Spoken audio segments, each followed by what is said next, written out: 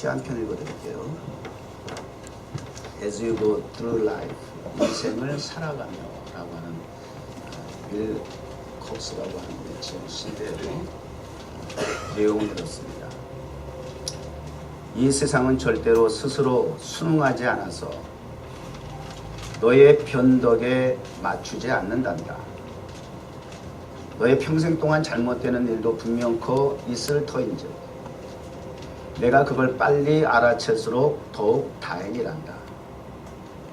참 어리석은 짓은 하나님과 겨루다가 결국엔 그 씨름에서 무릎 꿇는 것이란다. 슬기로운 이는 하나님 뜻에 맞추어 변신한단다. 물이 그 담는 그릇에 따라 그 모양이 변하다. 시를 좀 봅니까? 시를 좀 대합니까? 생소하죠? 와닿는 게 평소에 없다 보니까 아무리 구구절절히 감결이 담긴 이 시를 할지라도 와닿는 게 별로 없는 것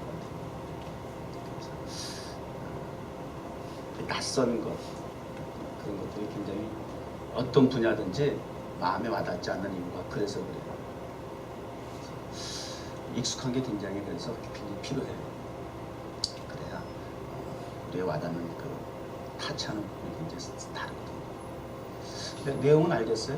무엇을 얘기하고자 하는 것인지.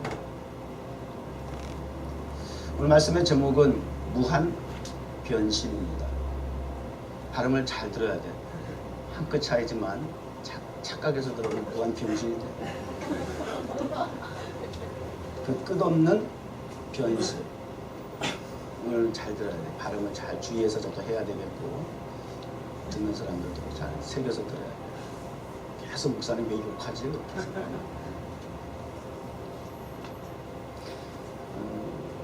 그 끝없는 무한한 변신은 우리 인간적인 측면에서 볼 때는 한계가 있고 제한이 있지만 하나님 앞에서는 무한합니다. 제한이 없습니다. 한계가 없어요. 아니 어떻게 보면 하나님은 변신의 귀재이십니다. 무슨 얘기냐고요? 하나님 성경에 불변하시다고 했는데요. 그렇습니다. 속성만큼은 본질만큼은 영원 불변합니다. 그러나 하나님께서 우리 인간 세계에 우리에게 다가오시는 임재하시는 다양한 형태와 수단은 현상을 통해서 다양한 각도로 때를 따라서는 자연 속에 강한 바람 속에 세미한 음성으로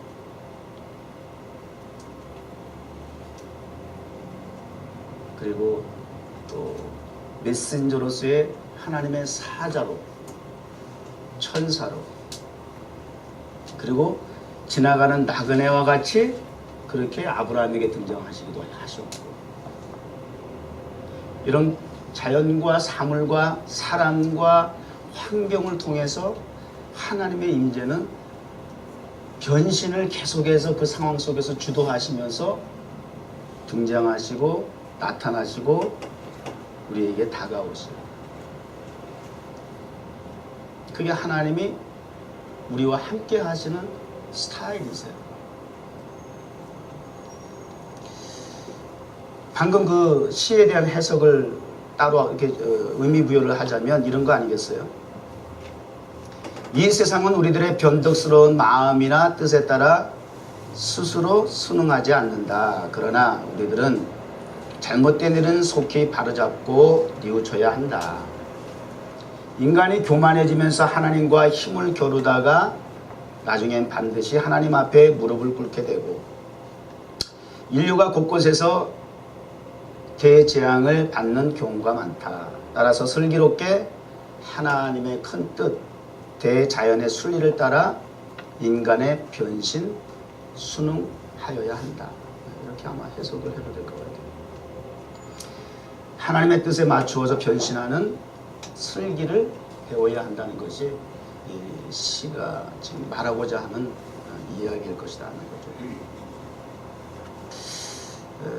1805년에 영국의 케임브리지 대학의 트리니티 칼리지에서 성경의 가나의 혼인자지 물이 포도주로 변한 그 가나의 기적에 관한 영성적 의미에 대해서 논술을 하라 학생들한테 그랬다는 거예요. 많은 사람들이 이제 이렇게 저렇게 머리를 짜내가지고 길게 논문화, 논설화 해가지고 기록을 하고 있는데 한 학생만이 딱 한 줄의 글을 이렇게 썼다는 거예요. 물이 그 주인을 만나니 얼굴이 붉어졌더라. 물이 그 주인을 만나니 얼굴이 붉어졌더라. 힘들어? 한화다? 이런 시적인 게 뭉클하지 않아? 감성이 메말랐다는 거야. 이런 너무 이 예능에 젖어서 있다 보니까 좀 자극적이지 않은 게 좀 이게 아주 그런 부분에 대해 심오한 타치가 이게 와닿지 않는 거야. 뭔가 이 뭉클한 거 있잖아. 물이 그 주위를 만나니 얼굴이 붉어졌더라. 느낌 아니까 그렇게 좀 얘기를 하고 싶은데 절대 모르니까 얘기할 수도 없고. 예수님에게는 포도주를 만드는 데는 포도가 필요치 않았었어요. 그냥 물이면 됐어요. 그리고 또 그 물항아리라고 하지 않았어요? 그 물항아리는 식수가 담긴 물항아리가 아니고 손님들이 오게 되면 관야에서도 많이 그 흙먼지 날리고 이렇게 오기 때문에 손발을 닦아주는 도구예요. 그래서 입구에다가 놓은 항아리, 그러니까 식수가 아니라니까. 별로 좋은 물이 아니란 말이에요. 손 씻고 발 씻고 닦아주는 그런 허드렛 물이다 그 말이에요. 그 물통을 사용하셔서 포도주를 만들었다는 거죠.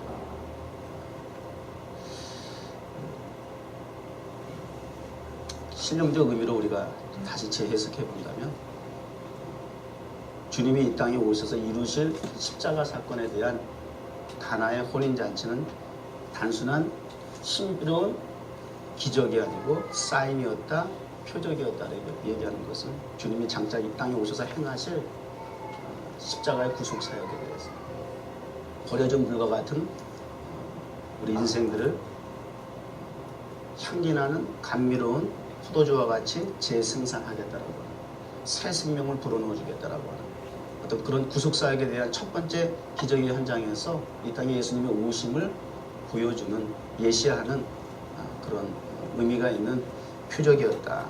그렇게 말씀하고 있는 거죠. 포도주가 떨어졌을 때에 그 기적이 나타났어요. 포도주가 떨어졌을 때에 주님이 개입하셔서 그 잔치집의 위기에서 극복을 할 수 있도록 도와주셨어요. 그래서 떨어지는 인생이라고도 얘기하더라고요. 떨어지는 인생, 추락하는 인생. 다윗의 인생은 어떻게 보면 초스피드로 상승했다가 초스피드로 막 떨어지는, 그야말로 굴곡이 상당히 심한 인생을 살았던 것이 다윗의 생애다, 이렇게 볼 수가 있어요.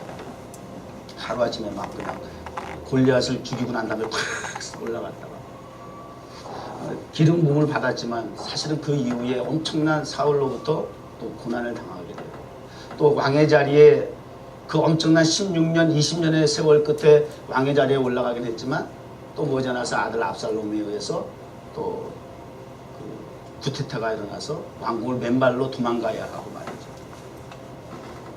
한참 도망 다닐 때는 블레셋 왕 앞에서 침을 흘리면서 미친 사람처럼 목숨을 구걸해. 하여튼 그의 인생은 초스피드로 올라가다 초스피드로 떨어지고 말이죠. 그러나 떨어지는 그 순간이 우리에게 낙심의 현장이 되고 절망의 상황이지만, 그러나 그때 주님이 개입하실 때다. 주님이 역사하실 때다.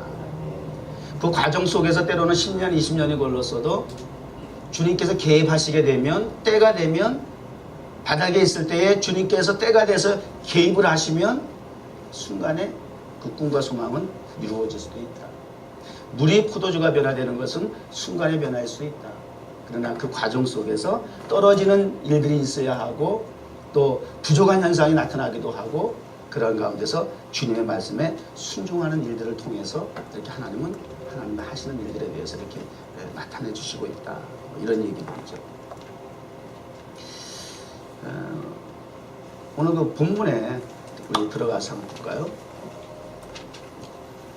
자, 이제 모세 후계자 여호수아가 등장을 하고 드디어는 이제 약속의 땅 가나안을 그동안은 모세 1세대 지도자를 통해서는 40년이라고 하는 광야 생활 가운데 약속의 땅에 들어가기 위한 준비하는 그리고 훈련 기간으로서의 40년을 보내게 되었어요. 우리 지금 사순절을 보내는 것처럼 우리가 부활을 맞이하기 위해서 40일을 경건하게 준비해야 한다. 경건에 이르는 지난주 말씀처럼 훈련을 하는 그런 기회가 되어야 된다. 그리고 세컨 제네레이션인 이 여호수아를 통해서 이제 약속의 땅을 정복하고 차지하는 그런 하나님의 약속이 성취되어가는 그런 과정을 기록하고 있거든요. 첫 번째 이제 정복해야 할 대상이 이 여리고인데 말이죠. 상당히 큰 성이에요. 첫 성서부터 제대로 임자를 만났습니다. 가장 불가능하다라고 여겨질 수밖에 없는 그런 첫 옹성을 만나게 됐습니다. 그때 이제 취한 행동이 무엇이냐? 스파이 2사람을 보냈다는 거예요. 정탐꾼 2명을 먼저 들어가서 지형을 살펴보거라 해서 스파이 2명을 먼저 보낸 거예요. 근데 그 보내고 나서 그 정탐꾼이 뭐 도대체 한 게 없어.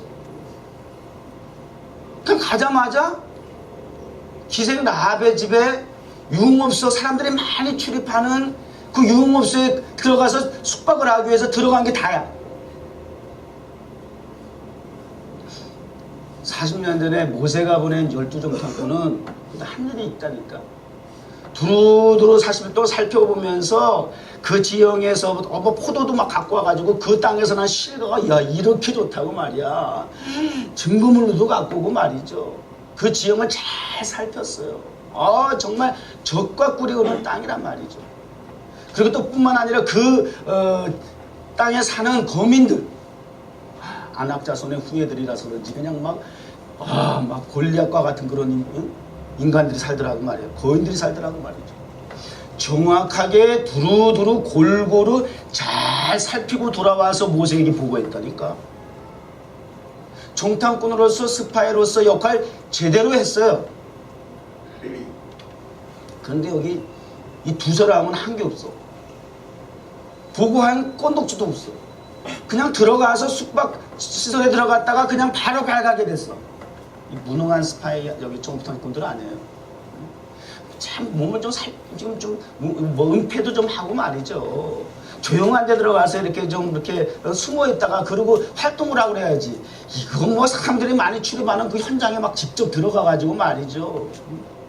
그리고 들어가자마자 바로 발각이 돼가지고 쫓아와가지고 지금 기생 라합의 집에 사람들이 와가지고 왕에게 보고하고 그 성에 그 뭡니까 FBI를 보내가지고 정보원을 보내가지고 확인하려고 말이야. 불이 났게 들어가자마자 그 스파이를 잡겠다고 그 쫓아온 거 아니에요? 역할이 미미했었어요. 이게 의미가 있는 정탐꾼이었나? 라고 생각할 수밖에 없을 정도로 상당히 존재가 별로 부각이 되지 않는 모습이에요. 그러나 그 여리고 땅에 하나님의 백성 이스라엘 백성들 가운데 이 2사람은 어떻게 변신을 하고 들어갔어요? 정탐꾼으로 변신하고 들어갔어요. 스파이로서 변신하고 들어갔어요. 배우, 가수, 이런 무대에 쓰는 분들, 그런 분들은 그 드라마든지 영화든지 어떤 무대에 쓰게 되게 되면, 뮤지컬이든지 무대에 올라서게 되게 되면 자기가 맡은 그 배역에 철저하게 몰입이 돼가지고 변신을 한다네. 그렇게 안 하면은 그런 어떤 그 배역에 맞는 감정과 그런 대사를 처리하는데 굉장히 그렇기 때문에 이제 발연기가 나오는 거야. 왜? 그게 몸에 배어 있질 않는 거야. 그 배역에 내가 몰입이 되어 있질 않는 거야. 그 배역에 충실하지 못한 모습으로 나오니까 이 발연기 나올 수밖에 없는 거죠. 어색한 거죠. 사람들이 볼 때 불편한 거지. 이렇게 느끼게 돼 있다고 말이에요. 근데 정말 그 변신을, 그래서 이 배우나 그 드라마에 출연하고 가수들이 잠깐 동안 3분 5분의 노래를 부르는 그 순간 나가기까지 그 상황에 몰입하기 위해서 철저하게 고립된 상태에서 그 감정을 새살리게 해서 아주 몰입을 해가지고 그리고 이제 나간다는 거 아니겠어요? 그러고 나서 촬영도 하고 말이죠. 거기서 그러면 잠깐 동안이지만 그 배역에 그냥 막 미친 사람 같이 있고 슬프냐고 눈물이 갑자기 막 툭툭 떨어지고 막 통곡도 할 수 있을 거 말이죠. 여러 가지 다양한 감정 처리가 가능하다는 거죠. 참 본받을 건 있어요. 그렇게 하니까 가수는 3분 이에 노래 부르면 한 곡 부르면 길어야 후렴 몇 번 더 부르면 한 5분까지 갈까 말까 그래요. 개콘 이런 데 가면 그 무대 하나 꾸미는데 5분 그렇게 넘지 않는 것 같아. 나는 뭐 그쪽은 잘 모르겠는데 하여튼 무대에 주어지면 그거 그렇게 길지 않은 것 같아. 그런데 그 3분 5분의 그 무대 안에서 그들이 그 자기의 배역에 몰입하고 열연을 하면 노래를 듣거나 무슨 무대를 보고 드라마를 보든지 무슨 뭐 하다못해 개그를 보더라도 그 5분 안에 청중이 관객이 웃고 울고를 한다는 거예요. 탁통 같은 눈물도 뚝뚝뚝뚝 흘리고.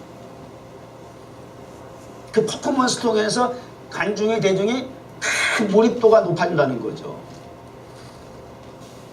저는 요즘 그 나가수 끝나고 나서 굉장히 좀 속상했었어. 내가 좋아하는 프로가 없어져가지고. 그러다가 불후의 명곡이라는 거, 그건 제가 무슨 요즘 아이돌들이 나오는 거라서 그건 안 봤었어. 안 보다가 최근에 좀 봤어요. 들어가서. 왜냐면 옛날 노래들 하더라고. 젊은 아이들이. 그래서 들어가서 봤는데 아유 의외로 잘하는 거야. 젊은 아이들 노래 너무 잘하는 거야. 그리고 그 5분의 그 노래 무대를 퍼포먼스를 준비하기 위해서 얼마나 다양하게 노래만 하는 것이 정말 오늘날의 문화는 이미지 시대인 게 맞아. 비주얼화 시켜가지고 그것을 소리뿐만 아니라 보여주는 그런 무대를 통해서 그 5분 동안에 말이죠. 감동을 주던데. 난 그런 거 볼 때마다 너무너무 좋은 거야. 막 가슴 뛰고 너무 막 흥분이 되고. 빨리 우리 하나님께서 타임스퀘어 극장시 성전을 세워주시면 이런 무대 좀 꾸미고 싶다. 막 그런 바람이 막 그런 거 볼 때마다 간절한 거야. 그러면 한국 쪽에서 우리 이 타임스퀘어 맨하탄 한복판에 요즘 한류 하는데 말이죠. 이것을 보다 본격적으로 적극적으로 활용할 수 있는 그런 센터가 될 수 있거든. 이 한류를 함께 하나님의 복음화 문화를 다 같이 전파할 수 있는 그런 꿈과 구상이 막 생각이 나는 거야. 저 정도 퍼포먼스 실력이면 맨하탄 타임스퀘어에서 통하겠다는 생각이 드는 거야. 진짜 잘해. 나는 괜히 한류가 그냥인 줄 알았더니 진짜 잘해. 진짜 요새 뭐 미국 뭐 헐리우드 문화 저리 가라 진짜. 내가 보기에도 정말 잘해. 감동 충분히 줄 수 있다고 생각이 되어지는 거야. 이런 참 좋은 대한민국 자체적으로 볼 때는 계속과 분열과 그냥 어지러운 그 상황은 늘 그냥 그 모습 그대로인데 이쪽 분야만큼은 세계적으로 두각을 드러내고 말이죠. 지난주에 런닝맨 호주에 가서 촬영을 했는데 호주는 거기는 거의 백인 동네 아니야. 백인. 그런데 거기서도 사람이 인산인해로 모여가지고 촬영을 중단했대요. 글쎄. 놀랄 일이 이게 정말 상상할 수 없는 일이 지금 일어나고 있단 말이에요. 이러한 시대적인 배경.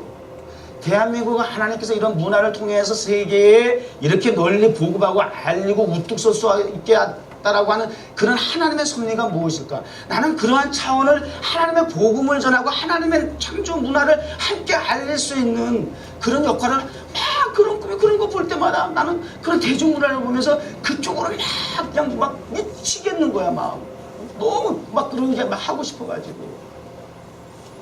정말 그런 마음의 그냥 열정 때문에 난 울어 진짜. 그런 거 보면서. 그 자체도 너무 참 감동도 있지만 그런 마음이 더 한쪽으로 강렬하게 몰아가는 거야. 하나님 이렇게 하면 좀 좋을 것 같은데 이런 거 있잖아.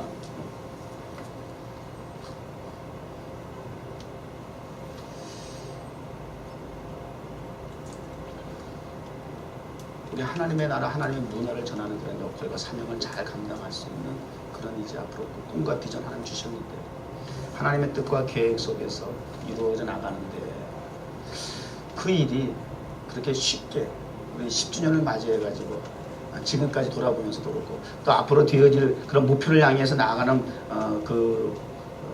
내일의 미래의 모습도 그렇고 그렇게 간단치 않은 현실을 보면서 그런 마음에 꿈틀거림이 있고 뭉클함이 있고 뭔가는 아직까지 모르겠지만 그러나 느끼만 하니까 거기에서 오는 그런 무한한 그런 감동이 막 있는 건 사실인데 그러나 현실적으로 볼 때는 한 발자국도 어떻게 나갈 수 없는 그러한 막혀있는 상황. 그런데 그래서 이 말씀이 그래서 필요한 것 같아요. 주일날 주시는 말씀은 여러분들에게도 삶의 이런 해답을 가지고 찾아 살아가십시오라고도 하지만 항상 목사에게 특별히 던져주는 도전이고 또 하나님의 약속을 새롭게 확인하는 그런 의미 있는 자리가 또 되기도 하는 것 같아서 더 저는 이 강단이 기다려져요. 이 강단의 말씀을 전하는 걸 통해서 제 자신부터가 믿음을 또 사명을 추스리고 회복하는 그런 시간을 참 갖기를 원하는 것이 또 이 말씀에 전하는 자의 입장이에요. 그 두 사람의 역할은 미미했어요. 우리 타임스퀘어 광장에 우리 매주 월요일 밤마다 나가는 우리 정탐꾼들의 모습. 저희도 왜냐면 정탐꾼이야. 현장의 약속의 땅에 우리 월요일 밤마다 가서 예배를 공개적으로 드리긴 하지만 그러나 극장 앞에서나 하드락 카페에 들어가서 다 정탐꾼과 같은 모습으로 우리가 스며드는 거예요. 그리고 그곳에서 간절히 기도하는 거예요. 이 두 정탐꾼에 비하면 역할 제대로 좀 하고 있어요. 이 사람들 진짜 한 거 없어. 진짜 한 거 없는데 진짜 한 거 없는데도 하나님은 정탐꾼으로서 스파이로서 변신을 해서 그 자리에 들어간 것만도 하나님 인정해 주시나 봐.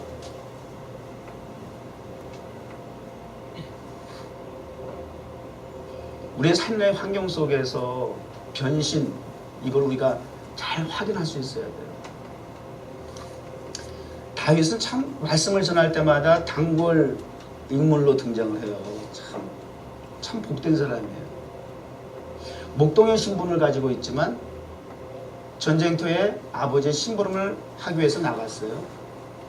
골리앗 앞에 왕과 이스라엘의 군사들은 무기력하게 짝이 없어요. 정말 이런 사람들을 병신이라고 합니다. 여러분 이게 병신이 욕이 아니야 사실은. 여러분 이거 오해는 어떻게 없어야 돼. 병신은 문자적인 의미가 병든 몸이야. 병든 몸이 병신이야. 근데 이거를 자꾸 이렇게 사람을 이렇게 하대할 때 그 뉘앙스를 그렇게 써서 그렇지 그 문자적으로는 그 오해하시면 안 돼. 병신 욕이 아니란 말이에요. 병든 몸이 병신이에요. 근데 멀쩡한데 병신이라고 하니까 그게 기분 나쁜 거잖아. 근데 기분 나빠도 하지 마. 우리 예수님이 그렇게 말씀하셨어.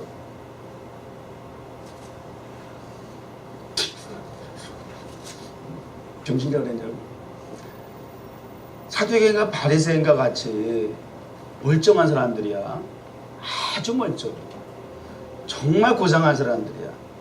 율법적으로나 종교적으로나 괜찮은 분들이에요. 그런데 주님이 그들에게 하시는 말씀이 소경이 소경을 인도하는도다 라고 하는 그런 표현을 쓴단 말이에요. 소경이래. 병신이래요. 멀쩡하거든요. 근데 소경이래요. 저 소경들이 소경을 인도한다는 거예요. 그러면 정말 진짜 영적인 병신은 뭐냐? 이런 거다 그 말이에요. 아니 율법 사문가하고 사기다교 제사장이면 뭐하냐고. 소경이라는데 장애인이래요. 우리 뉴욕정원교 10년 됐단 말이에요. 예수를 믿은 지 1년이 됐든 또 10년이 됐든 저와 같이 평생 10년 20년 평생 예수를 믿었다고 하는 사람이 변신이 안 돼. 변신, 변화, 변형 다 같은 말이에요. 의미적으로. 메이크업하는 화장, 분장 수준을 얘기하는 게 아니에요. 변신은 어떻게 보면 배역일 수 있어요. 주어진 여건과 상황 속에서 지금 이 다윗은 목동이지만 전쟁터에 갔어요. 근데 뜻하지 않게 주님은 하나님께서 그 전쟁터에 보낸 이유가 변신을 원하는 거예요. 너는 더 이상 이 자리에서는 목동이 아니라 너는 이제 군사야. 내가 이 골리앗을 무찌르도록, 블레셋을 무찌르도록 정말 군사로 훈련된 왕과 군인들은 잔뜩 있어도 그들은 그들의 신분의 배역의 역할을 제대로 못하는 병신들이니까 내가 급해서 널 보낸 거야. 너는 이제 목동이 아니라 이 자리에서 너는 군인이야. 골리앗을 무찌를 군인으로 하나님께서 변신시켜 주신 거예요. 그 변신이라고 하는 그 위치에 그 상황에 배역에 충실하면 하나님이 물맷돌 하나로 끝내주는 거예요. 그 안에 말씀을 붙잡고 하나님을 의지하고 다윗과 같은 신앙을 고백하며 사실 하나님을 믿으면서 그 골리앗 앞에 나갈 수 있는 그 군인이 무명한 자라 할지라도 하나님 쓰셨다니까. 근데 그 배역을 그 위치에서 하질 못하는 거야. 그러니까 변신해서라도 하나님은 하나님의 사람을 보낼 수밖에, 쓰실 수밖에. 이게 하나님 하시는 일이라니까. 그 배역에 충실하니까 왕도 되게 하시는 거야. 적은 일에 충실하고. 남이 못하는 일, 남이 살피지 못하는 일, 남이 보지 못하는 일, 그런 적은 일에 자신의 위치에서 배역을 변신한 그 위치에서 역할을 잘 할 때 내가 뭐 이 역할 이루고 와서 저는요 군대에 있으면서 우리 그 군인교회를 목회하면서 지휘관들에 있는 동안에 집사님들이 몇 분 계셨어요. 그러면 그게 그분이 별이든 뭐 대령이든 교회 오셔가지고 집사님이라고 평소에는 뭐 그런 분 지휘관이지만 주일날 교회만 오시면 사복 딱 입으시고 그리고 현관문 앞에서 주면서 1등병 2등병 사병들한테 어서오세요 막 그러고 인사를 해요. 하나님 앞에 나와서 그 배역에 충실하는 거예요. 집사로서 연대장 지휘관의 문제가 장군의 문제가 아니야. 그건 사회에서의 배역이고 교회 와서는 집사로서의 배역에 변신에 맞는 그 사역을 감당하는 거예요. 그러니까 뭐 거기서 감동을 받고 사병들이 그 지휘관이 그렇게 하니까 막 그냥 은혜를 많이 받는 뭐 예배당에 들어와서 설교 듣기 전에 벌써 거기서부터 감동이 되고 깨지는 거예요. 자기의 배역의 역할에 충실한 그 변신을 잘 할 수 있는 사람, 그 변신에 맞는 하나님이 주신 배역을 잘 감당하는 그리스도인이 되어야죠.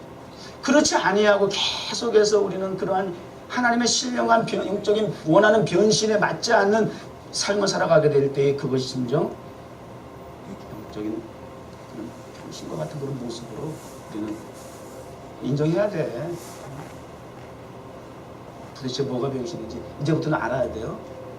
나의 변신이, 나의 변화가 10년, 20년 예수를 믿어도 되어지지 아니하고 나의 역할과 배역과 신분에서 맞는 역할을 잘 감당하지 못한다면 이런 부분에 있어 스스로가 그렇게 돌아볼 수 있어야 한다는 거죠.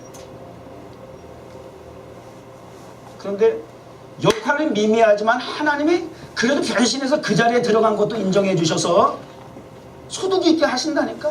결과는 하나님이 책임져 주셔.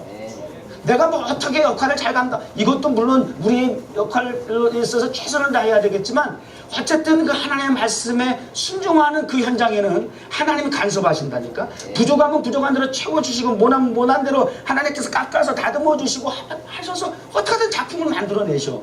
하나님이 주도하시는 일이기 때문에. 그랬는데 세상에 그 라합이라고 하는 사람이, 더군다나 기생이라고 하는 신분을 가지고 있는 그 라합이라고 하는 사람이 그 두 사람의 스파이들을 감추어주고 생명을 보존해주고 그들을 피시 지켜주고, 요리고성에서 라합이라고 하필은 그 많은 그 사람이 있고 거리가 있고 또 그 가정이 있었을 텐데 그 라합의 집에 들어갔는데 그 라합이라고 하는 사람이 배경적으로 볼 때는 그럴 만한 위치가 아닌데도 불구하고 그들을 보호하고 지켜주고 피신을 시켜주더라고 말이에요.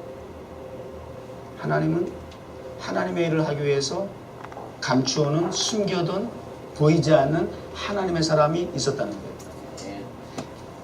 이름은 라합, 하나님은 기생이라고 하는 직업을 비록 가지고 있지만 하나님께서 쓰시는 사람으로 그 자리에 변신시켜서 예비하고 계신 거예요. 우리가 힘들다 어렵다라고 하는 것은 뭔가 붙잡을 게 없고 도와주는 사람이 없고 의지할 곳이 없고 외롭고 뭐 나 혼자다 뭐 이런 생각을 하니까 뭐 괴롭다 고통스럽다 죽고 싶다 이런 거 아니에요? 변신은 끊임없는 변신은 하나님의 뜻 안에 하나님의 의지에 맞춰서 나의 삶을 드리는 거예요. 잘 아셔야 돼요. 다시 이렇게 적용할게요. 하나님은 어떤 하나님으로 알고 계세요? 하나님은 어떤 하나님이세요? 우주 만물을 창조하신 분이세요? 창조자 하나님 맞아요? 네. 그 하나님 믿으세요? 네. 그 하나님의 자녀들이세요? 네. 그럼 그 창조주 하나님에 걸맞는 자녀로서 변신하고 살아야 될 거예요. 내 처지가 상황이 지금 뭐 형편없다 할지라도 하나님의 자녀라며 내 아버지가 온 우주 만물을 창조하신 분이라며 그러면 거기에 걸맞는 신분으로서의 변신을 하고 살아야 될 거 아니에요. 여러분 자연계를 바라보면서 일기예보를 보면서 여러분 막 욕하는 사람 있어. 크레이지 웨더라고. 나도 어떨 때 그러긴 했는데 그렇게 하면 안 되는 거예요. 그 웨더를 주장하시는 분은 하나님이야. 이런 얘기 특히 올겨울은 너무 눈이 많이 와가지고 미쳤어 막 이랬는데 사실은 이게 다 하나님 주장하시는 건데 좀 말 조심해야 돼. 우리 세밀한 부분까지 신경 써야 돼요. 창조주 하나님이라고 해놓고 그 일기예보를 주관하시는 하나님 앞에 우리가 미쳤어 이러면 되겠어? 그런 의도를 갖고 한 건 아니지만 그런 꼬라지가 됐다고 말이야. 그런 거야 그런 거. 그런 창조주 하나님 그런 그 나뭇가지 하나 흔들리는 것까지라도 하나님의 뜻과 섭리가 나에게 전달하고자 하는 의도가 무엇일까? 이렇게 깨달아야 된다는 거예요.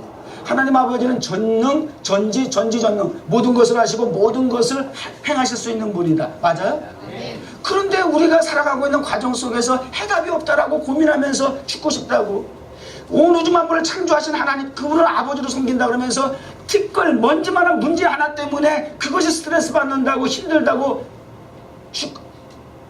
그러니까 이게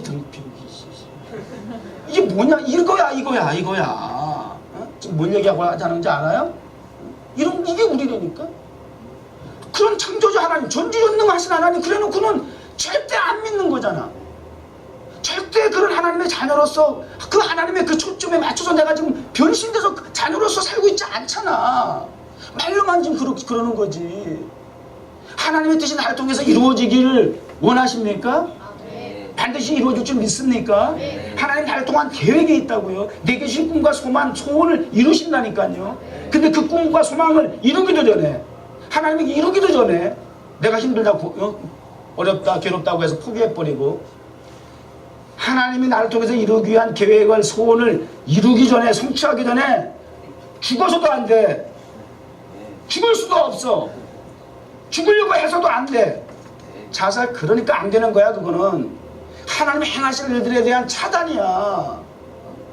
간섭 정도가 아니야. 하나님이 하시는 일을 방해하는 정도가 아니야. 아예 그냥 못하게 그냥 차단시켜버리는 것이야. 그래서 자살 죽으면 안 되는 거야. 죽고 싶어도 죽으면 안 돼. 그래서 그게 왜 그래요? 왜 함부로 그렇게 우리가 생각하고 있고 그렇게 그런 일들을 함부로 서슴없이 행해요? 변신이 안 돼서. 하나님의 그 의지와 뜻의 목적에 우리가 그 위치에서 복음 전하다가 감옥에 들어갔어요. 아니 복음 전하다가 감옥에 들어갔어요. 아 남 병든 거 고쳐주고 귀신 들린 거 쫓아냈더니 사람들이 수해가지고 신나게 얻어맞고 감옥에 들어갔어요. 바울과 실라가. 절망할 이유가 없다는 거예요. 깊은 감옥에 들어갔을지라도 하나님이 나를 복음을 전하다가 깊은 감옥에 집어넣었을 때에는 무슨 또 의도가 있을까? 아시겠어요? 어려워. 나도 이렇게 설교하지만 나도 어려워. 나도 계속 풀어나가는 숙제 중에 하나야. 고통 중에 있는 문제 중에 하나야. 이렇게 설교하는 제 자신이 그렇다고 해서 정말 그렇게 살았으면 나도 정말 좋겠는데 나도 너무 힘들어. 알아 나도. 내 맞아서 깊은 감옥에 들어가 있었으면 어떻게 그 상황에서 무엇을 생각할 수 있단 말이야. 그러나 바울과 실라는 달랐어. 그 상황에서도 하나님의 의도를 아는 거야. 믿는 거야. 그러니까 불평불만 시비하지 아니하고 거기서도 감사, 찬송, 예배, 기도가 있었단 말이에요. 그러니까 하나님의 의도를 보여주시잖아. 의문이 열리고 지진이 나고 그들이 예비하신 간수 변신하여 그 자리에 예비하신 간수와 그의 가정을 주 예수를 믿으라 그리하면 너와 내 집이 구원을 얻으리라는 이 엄청난 말씀이 선포되잖아요. 감옥에 안 갔으면 이 말씀이 어디서 나왔겠어요? 아주 가장 간단하게 핵심적으로 복음을 전하는데 핑계대지 마. 아는 게 너무 없고 이렇게만 해. 그냥 주 예수를 믿으라 그래야 너와 내 집이 구원을 얻을지어다 이렇게만 한다 하세요. 집안이 다 뒤집어졌잖아. 이게 하나님의 뜻과 계획과 섭리 속에서 나를 하나님의 그 도에 맞춰서 그 주어진 여건과 환경 속에서 변신해 나가면서 그 주어진 상황 속에서 그 변신에 따라서 삶을 추구해 나가는 인생 필요하다니까요. 그러니까 이 두 탐정이 그렇게 순종해 갔는데 하나님께서 뜻밖에 이렇게 기생 라합이라는 사람을 준비시켜서 하나님은 하나님의 일을 진행해 나가잖아요. 12 정탐꾼이 정확하게 보고는 했지만 그 정탐꾼은 그러나 인간적인 눈은 열려서 보기는 정확하게 보았는데 사건과 사물과 상황은 정확하게 인식은 했는데 영 하나 더 거기까지만 열리면 그냥 소경이라니까. 그건 사람들도 다 봐. 우리만 보는 게 아니다 그 말이에요. 맨하탄의 높은 빌딩 뭐 그냥 화려한 조명 무슨 뭐 다양한 많은 뭐 우리보다 잘난 유럽 사람들 뭐 미국 사람들 뭐 얼마나 키도 크고 잘났어. 그런 사람들은 그 환경 속에서 우리가 나아가게 되면 주눅이 들 수밖에 없지. 그럼에도 불구하고 우리는 그 하나님께서 예비하신 강대상에서 성가대석에서 찬양하고 기도하고 말씀을 선포하고 주기도문을 하니까 박수하고 환호하고 그들이 무릎을 꿇잖아요. 그들이 하나님 앞에 영광을 돌리잖아요. 이제 간사한 게 말이야. 사람이 없어가지고 썰렁하면 우리도 하는 게 좀 그런 거 있지. 관중이 없어가지고 섭섭하더라니까. 날씨가 추워가지고 사람이 없으면 박수 안 받으면 이제 끝나고 내려올 때 멀쑥해. 이게 이제 익숙해져 버렸어. 박수 받고 막 이게 익숙해졌어. 사람이 그런 반응 안 하면 끝나고 내려갈 때 굉장히 쪽팔린 거 있지. 막 이렇게 멀쑥 이렇게 됐어. 그 사람이 간사하다. 하나님의 영광을 받으셔야 돼. 이게 항상 그러니까 이게 함정이야. 조심해야 돼. 이게 박수를 받고 환호를 받으면 착각한다니까. 내가 우쭐 내려고 그런다니까. 그게 없으면 내가 괜히 민망해지고 왜 그래야 되는데 이게 타락한 인간의 본성이야. 하나님 앞에 영광을 우리가 하나님의 목적하에 내가 그 자리에서 변신해서 하나님 앞에 쓰임 받는 그 자체가 중요한 건데 자꾸 이러한 의식을 자꾸 가지고 있는가? 그 뼛속 깊이 그러니까 타락한 우리 제 타락한 본성이라고 얘기하잖아요. 그러니까 변화와 변신, 변형이 정말 어려운 거라니까요. 주제가 기생대학을 준비해 주셨어요.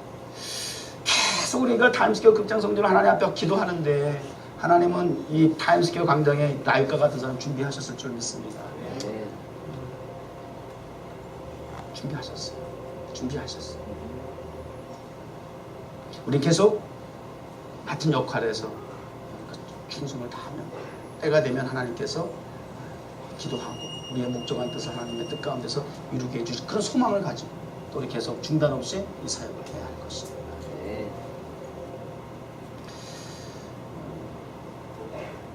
엘리멜렉 가정이 흉년이 들어가지고 모압 땅에 갔는데 거기서 자신과 두 아들 다 잃어버리고 나오미 그 다음에 며느리 둘을 얻어가지고 큰 며느리는 도망가고 둘째 며느리 룻이 다시 고향 땅에 어디야 예루살렘에 베들레헴에 돌아왔는데 그 둘째 며느리 모압 여인 룻 하나님 예비한 사람이었을 누가 알았겠냐. 거기 가서 인간적으로 철저하게 잘못 선택한 길을 통해서 철저하게 인간적으로 실패했지만 그 실패한 나락으로 완전히 떨어진 그 상황 속에서도 하나님은 모압 여인 룻을 준비하셨어요. 그래서 메시아의 도래할 예수 그리스도의 조상이 된 거죠. 놀랍지 않아? 너무 놀라운 거 아니에요? 요새 꿈을 주시면 뭐하느냐, 환상을 주시면 뭐하느냐, 노예가 되고 노예가 된 것도 또 억울해 죽겠는데 또 누명을 써가지고 감옥에 들어가고 계속 추락하는 것은 날개가 없다더니 정말 계속 추락하고 바닥으로 떨어지는데 도대체 끝이 어딘지 모를 정도로 내려가는 거예요. 그러나 그 감옥에서 술 맡은 관원장을 하나님께서 예비하실 줄 누가 알았겠어. 이게 하나님이 하시는 일이에요.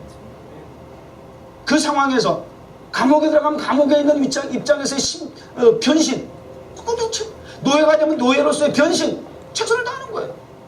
이것이 하나님이 그 상황 속에서 내역을 맡겨주실 때 거기에 충성을 다하고 그 변신에 맞는 역할을 잘 하는 것이 몰입해서 열정을 가지고 하게 되면 하나님은 어떠한 상황 속에서도 사람을 통해서 하나님은 변신의 규제라고 했어요. 그래서 기생 라합은 하나님이셔요. 그 두 던탄 중에 하나님과 같은 존재다 그 말이에요. 뉴욕 종교회 개척할 때 지나가는 낯설은 목사님이 맨하탄에 주요신 목사 나가서 한번 목회하면 참 좋을 것 같아. 맨하탄하고 주 목사 참 잘 어울려. 지나가듯이 한마디 했는데 그분은 저에게는 하나님이었다 그 말이에요. 기도해도 응답이 없고 예배를 드려도 응답이 없고 어떻게 할 줄 모르는 가운데서 몸부림을 치고 있는데 하나님께서 그런 낯선 목사님을 통해서 하나님 임재하신 거예요. 기생 라합이 그런 존재였다는 거예요. 우리의 삶의 현장 속에서 여러분 힘들어하고 외로워하고 고독해하고 뭐 그럴 이유가 없어요. 여러분 하나님 믿으세요? 네. 다시 믿음을 다시 한번 추스립시다. 네. 그래서 여러분 주신 꿈과 소망, 소원 하나님 미국 정부를 통해서 이루시기 원하시는 하나님의 원대한 계획을 이루어나가시는 데 있어서는 이와 같이 주어진 역할과 그 상황 속에서 변신해서 최선을 다하는 그런 삶을 살아갈 때 하나님은 기생라합을 통해서 별 볼 일 없는 역할을 했던 정탐꾼들이었지만 그 사람들을 통해서 하나님 약속의 땅을 허락해 주시는 그 과정을 보여주시는데 기생라합이 뭐라고 오늘 말씀 끝에 이렇게 얘기를 해요. 말하되 여호와께서 이 땅을 너에게 주신 줄을 내가 아노라. 우리가 너희를 심히 두려워하고 이 땅 주민들이 다 너희들 앞에서 간담이 녹았단 말이야. 할렐루야. 네. 와, 이게 얼마나 멋있어. 이게 하나님이 하시는 일이에요. 우리를 보고 간담이 선언하다는 사람이 누가 있겠어요. 우리 뉴욕 좀 제가 오늘 아침에도 막 그냥 좀 이렇게 소리를 좀 했어요. 냈어요. 여기 여러분 32가에 우리 뉴욕 정원교회 부흥 좀 하자고 좀 교회 좀 올해는 이제 10주년이니까 좀 부흥합시다 막 그러고 제가 지금 막 그냥 막 채찍질 하듯이 이러는데 여러분 32가에 여기 교회 몇 개 들어온 줄 아세요? 아니 나도 몰랐어. 뭐 나한테 와서 인사를 안 하니까 교회 한다고. 근데 이게 상도덕윤리상 서로 이게 그래도 먼저 있는 사람한테 인사도 좀 하고 그래야 되는 거야. 같은 종목, 같은 품목, 같은 비즈니스를 하려면 옆에서 그렇게 함부로 극하면 안 되는 거야. 상도덕이 어긋나.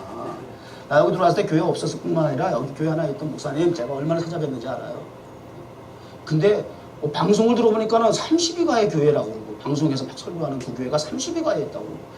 뭐 밖으로 알고 보니까 요 건너편에도 있고 요 옆에도 있고 저 끝에도 있고 최근에 내가 저기 교회 여기 지금 들어온 곳만도 한 3개, 4개가 되더라니까. 32가 안에서만 글쎄. 이런 때에 우리가 이게 넋을 놓고 이게 긴장 풀고 있으면 되겠느냐고. 그래서 내가 막 입간판이라도 밖에 제일 먼저 온 사람이 좀 내려놓으라고 말이야. 맨날 그 목사가 와가지고 들고 내려가고 말이야. 이래야 되겠냐고 말이야. 화가 나가지고 아침에 좀 열받아가 그랬어. 여기 교회가 몇 개나 있는지 알아! 막 이래가면서. 몇 개가 있는 게 중요한 건 아니지만 어쨌든 우리가 주일날 하나님의 교회에 오면 자기의 역할, 그 역할에 잘 변신해서 몰입해서 좀 상황을 살피고 관심을 가지고 그 일을 좀 해보자 그 말이야. 그래서 지나가는 분이 그 입간판이라도 보고 좀 한 사람이라도 더 들어올 수 있는 그런 내가 전도 못하는데 그거라도 좀 내가 해야 되겠다 뭐 좀 이런 거 이게 좀 생각이라는 거 관념이라는 거잖아. 관심이라는 거거든. 그걸 지시하고 얘기해서가 아니라 여러분 지나가면 보잖아. 그 입간판 있는 거 항상 그걸 누가 내려놨을까 생각도 안 해봐. 목사가 내려놨어 지금까지. 여러분들이 하세요. 그럼 비단 그것뿐만 아니라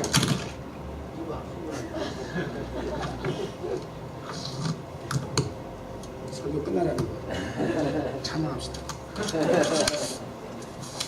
내가 오늘 아는 찬양, 내가 매일 기쁜 것밖에 없어.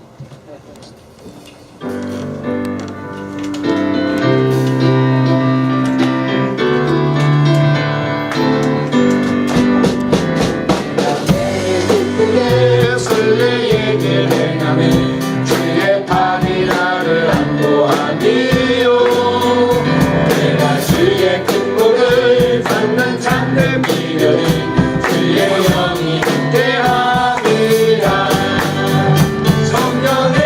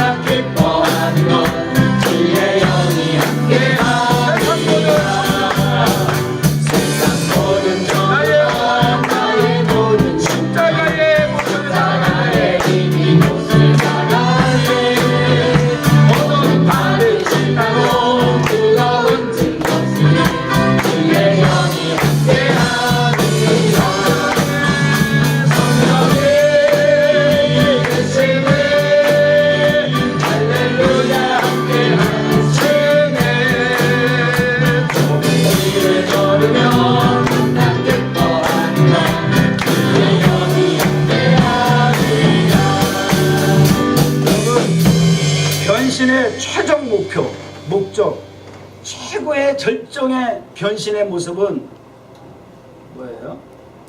멋지게 요셉과 같이 국무총리 다윗과 같이 왕의 자리에 올라가는 것, 십자가에 못 박혀.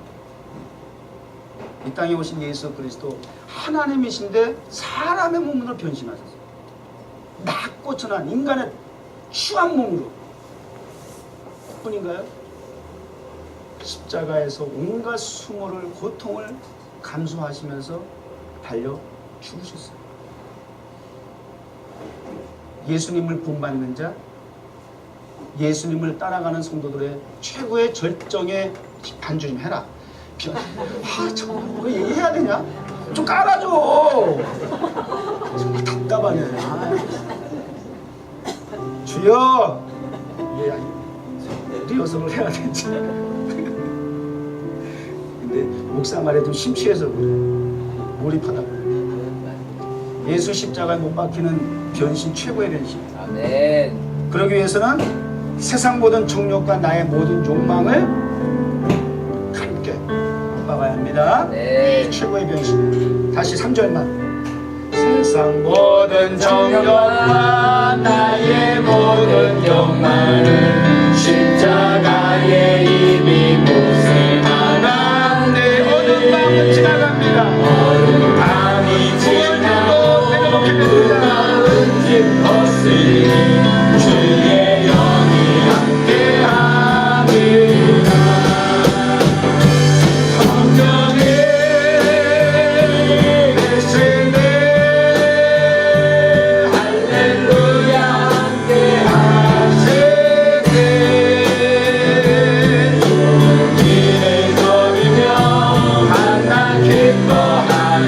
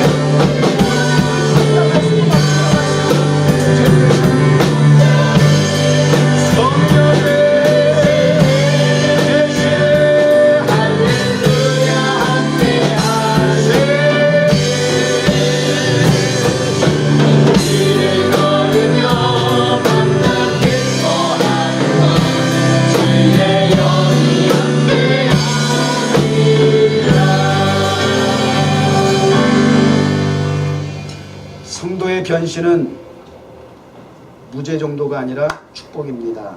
네. 하나님이 우리에게 주어진 여건과 상황 속에서 맡겨준 배역에 확실한 변신을 잘해서 그냥 변장하고 화장하는 그런 장난치는 수준이 아니라 정말 뼛속 깊이까지 그 자리, 그 신분에 걸맞는 신분의 변화를 꾀하는, 그래서 하나님의 뜻을 이루는 성도 되게 하여 주시옵소서. 네. 예수님의 이름으로 기도드립니다. 네. 다 같이 일어나서